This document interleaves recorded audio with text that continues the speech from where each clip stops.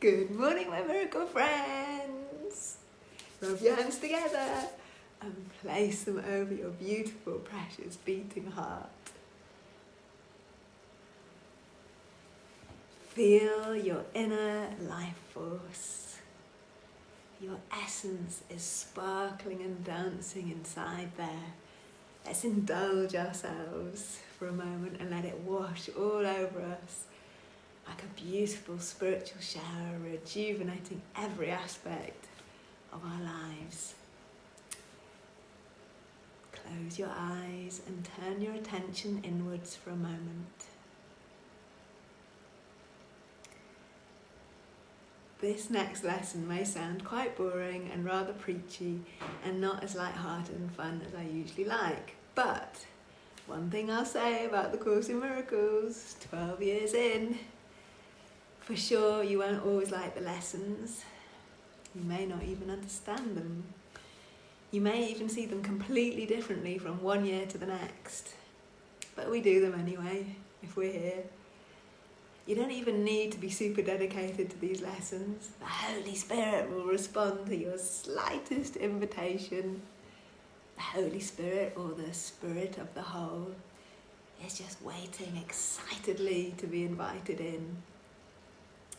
There are always hidden gems in amongst all these words, and like treasure hunters, we will endeavour to find them.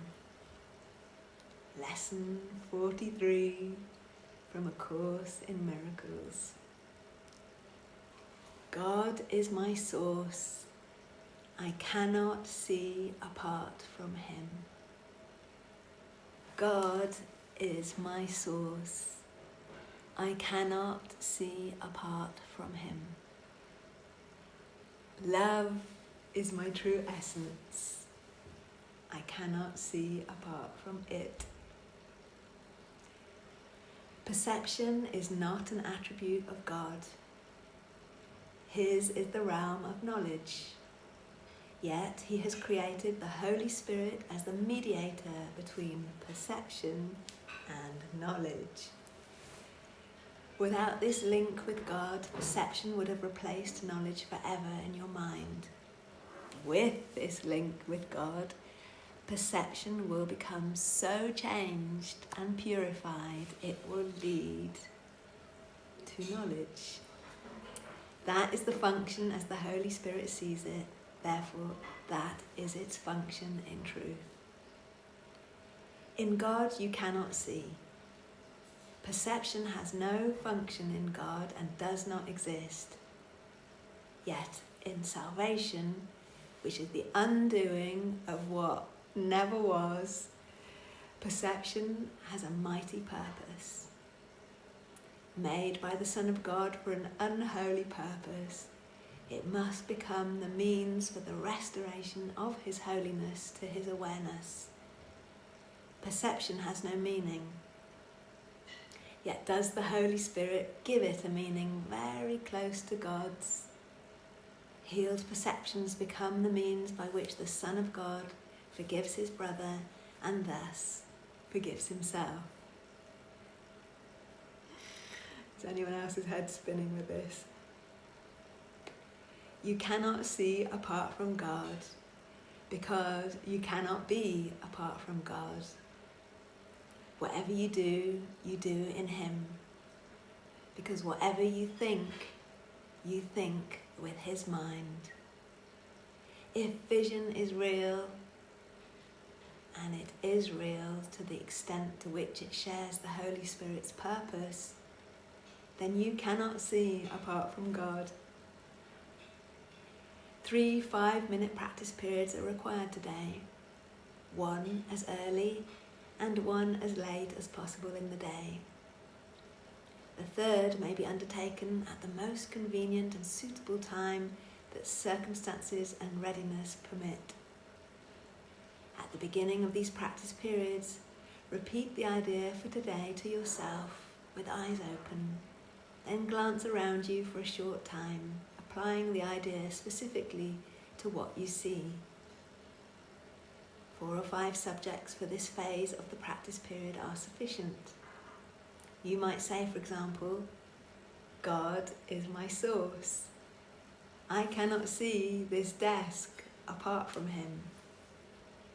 God is my source. I cannot see that picture apart from him.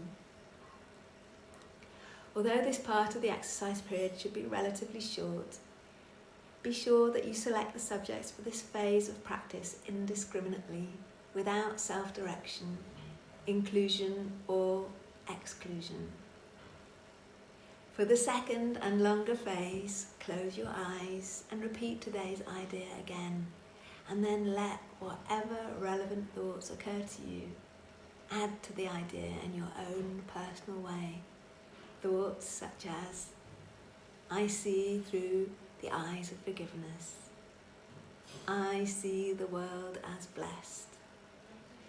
The world can show me myself. I see my own thoughts, which are like odds. Any thought related more or less directly to today's idea is suitable. The thoughts need not bear any obvious relationship to the idea, but they should not be in opposition to it. If you find your mind wandering, if you begin to be aware of thoughts which are clearly out of accord with today's idea, or if you seem to be unable to think of anything, open your eyes and repeat the first phase of the exercise period and then attempt the second phase again. Do not allow any protracted periods to occur in which you become preoccupied with irrelevant thoughts. Return to the first phase of the exercise as often as necessary to prevent this.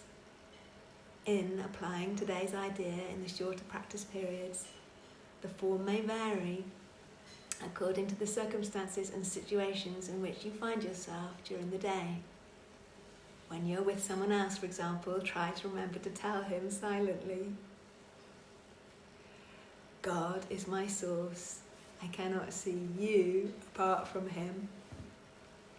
This form is equally applicable to strangers as it is to those you think are closer to you. In fact, try not to make distinctions of this kind at all. Today's idea should also be applied throughout the day to various situations and events that may occur, particularly to those which seem to distress you in any way. For this purpose, apply the idea in this form. God is my source.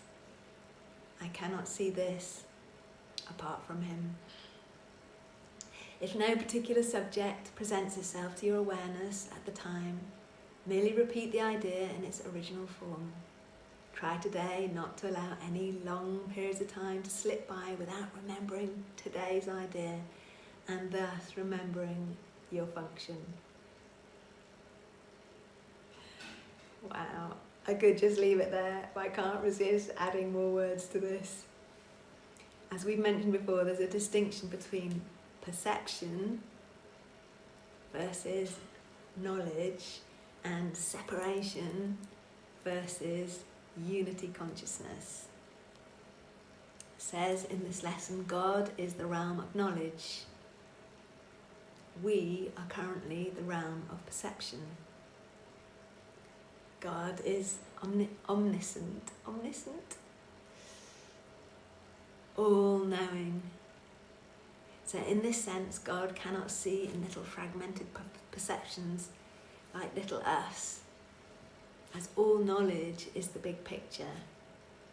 It's almost like the realm of all knowledge is shattered into tiny little glimmering fragments of perception, and each one of us is pretending to be a little bit of glitter, having temporarily forgotten we're actually part of the disco ball.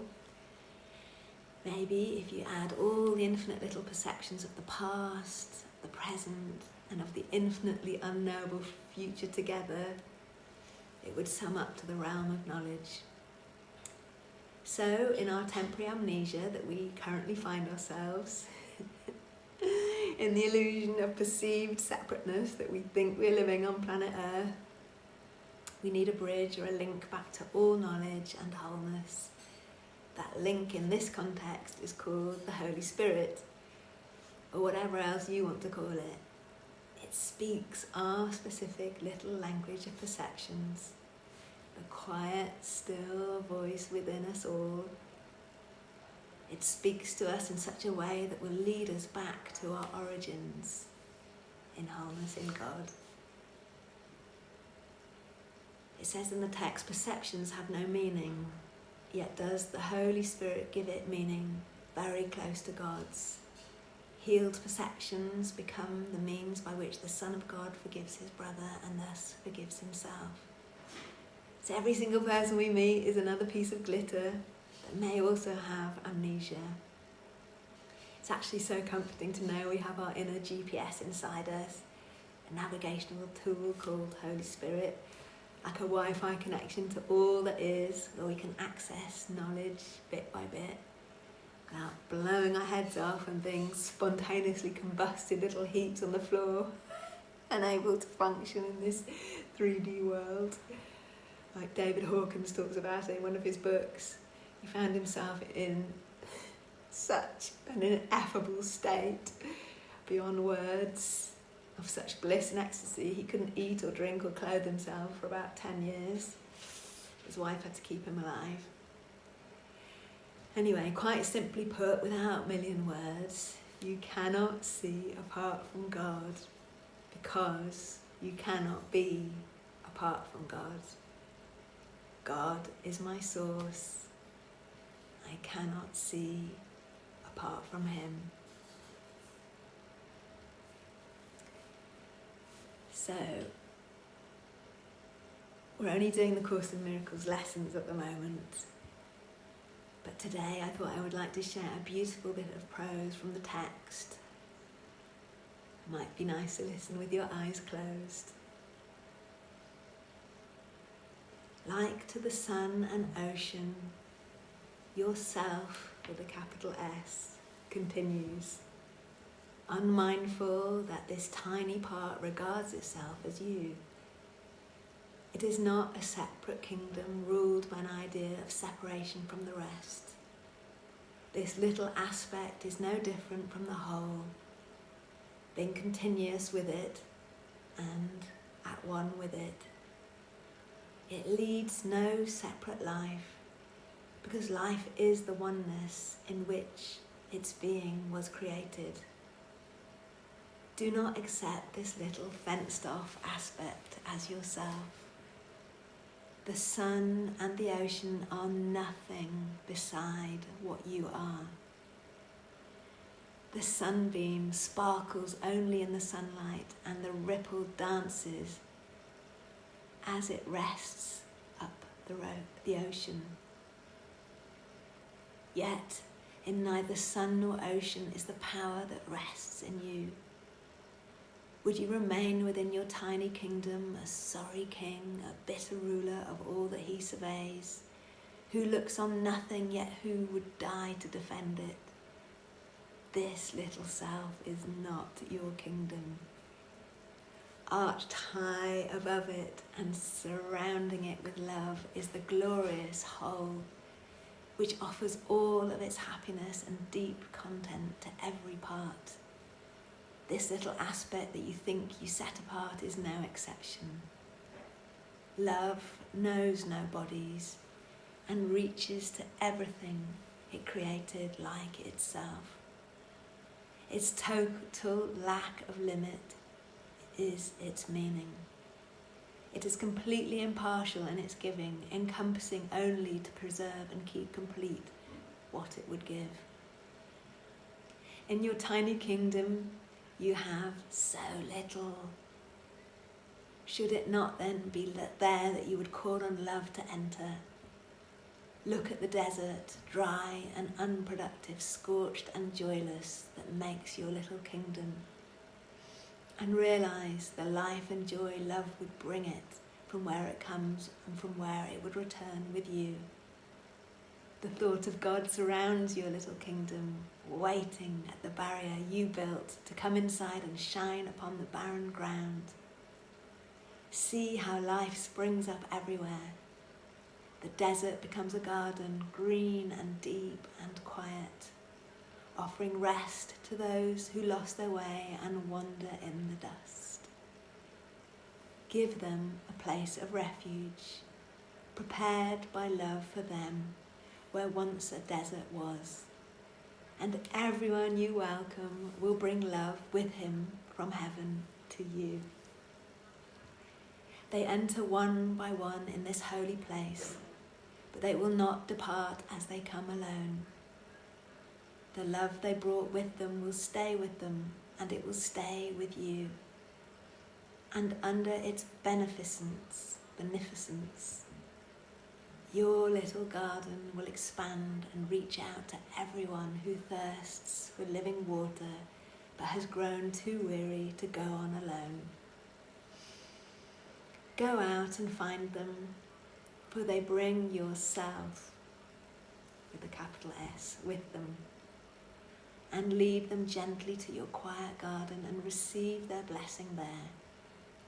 So will it grow and stretch across the desert, leaving no lonely little kingdoms locked away from love and leaving you inside. And you will recognize yourself and see your little garden gently transformed into the kingdom of heaven with all the love of its creator shining upon it. Love's answer is inevitable. Beloved divine, the perfect day already exists. Thank you for guiding me and everyone concerned to this.